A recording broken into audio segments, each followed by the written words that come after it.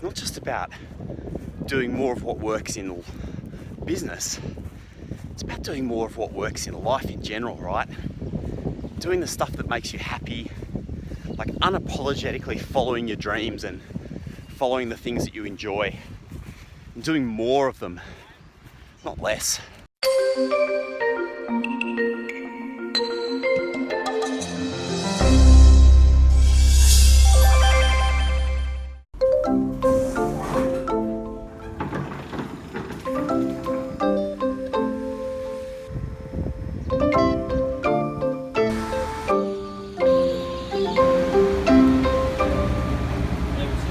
Hey, good morning.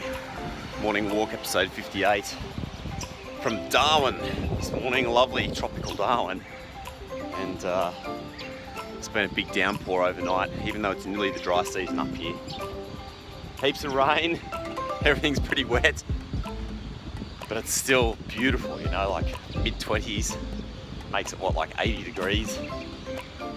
So it's just a fantastic experience to step out of your bed at 6 o'clock in the morning and it's just to be gorgeous and warm like this, like a big warm hug. It's pretty quiet out and about this morning, just as it is in lots of these kind of cities. I love that vibe just as places are waking up. People are starting to go to work and it's just kind of like delivery drivers and dump trucks doing their stuff. It's a really nice experience, like first people on their way to work. Cities have this kind of like magic vibe. In just a few hours, this place will be humming, as much as Darwin probably ever hums, as everyone gets about their daily business. But for now, it's kind of like all mine. There's not many times in your life you can be in a major city and feel like it's all yours. I also love the idiosyncrasies of cities, right? Like if you look here, oh god, they've got like a whole bunch of sprinklers running, like really running, and it's just probably rained like 50 millimeters overnight. Oh, we can be so stupid as humans, can't we? Oh. Got dawn just on the horizon, up the road there. It's quite spectacular, isn't it, with the like lagging cloud of that past storm and first touches of the dawn. Darwin has really struggled in the last couple of years. There's a massive gas project not far from here which had imported a whole bunch of workers, a lot of jobs, and the government here have been all excited about that maybe being a game changer for the city. Unfortunately, as often happens with these projects, once the thing was built, a lot of the work dried up, the workers left, and the economy here is really, really suffering. Time of filming, it's like 5th successive quarter of negative growth. So people are suffering a bit here. It's always a little bit sad when this happens to cities, businesses go bust, people start leaving, things are on the downward tick. Makes it really hard for sort of morale to pick back up again. Definitely one of the reasons I'd never want to be in politics, trying to solve a big macro problem like that. Very, very hard indeed. I was chatting with a local yesterday who was saying that, Darwin was always a tourist town. Basically, that's what drove the economy up here. You think about the classic perception of Australia from overseas, adventure and crocodiles and desert and big snakes. I mean, that's all this stuff that happens up here in the territory.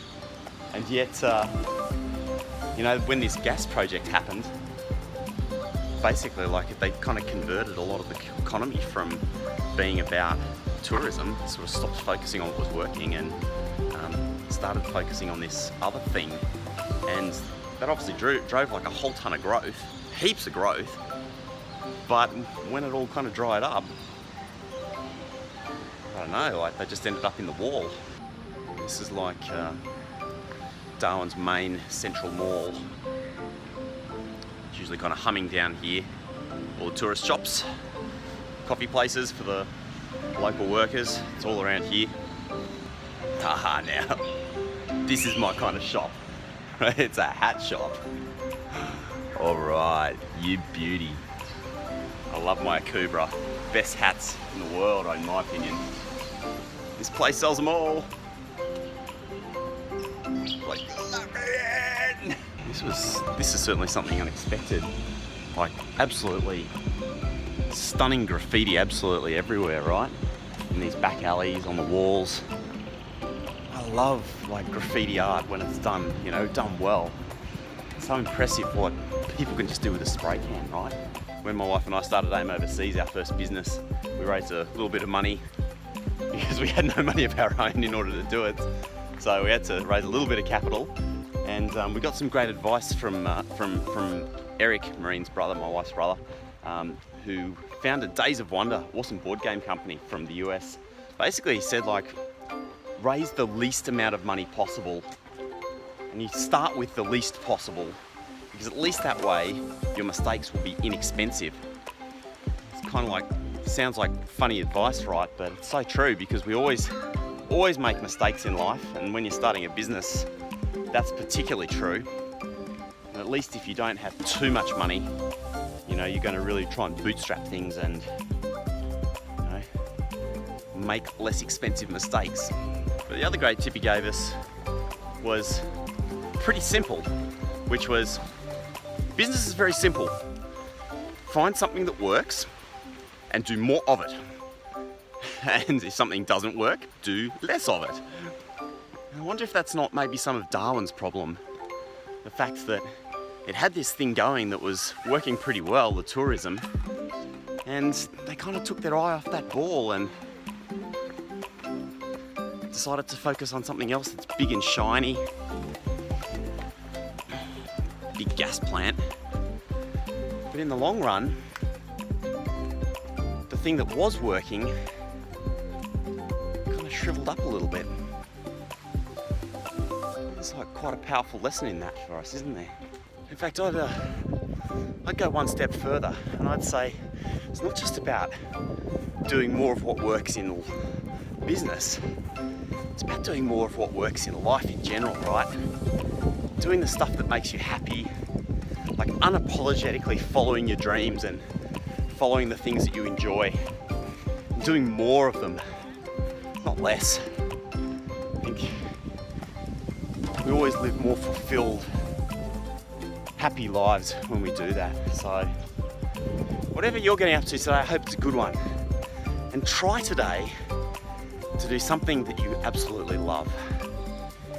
As always, hit me up in the comments if you have anything you're interested to say. I'm Rob Malicki, and I'll see you next time on The Morning Walk.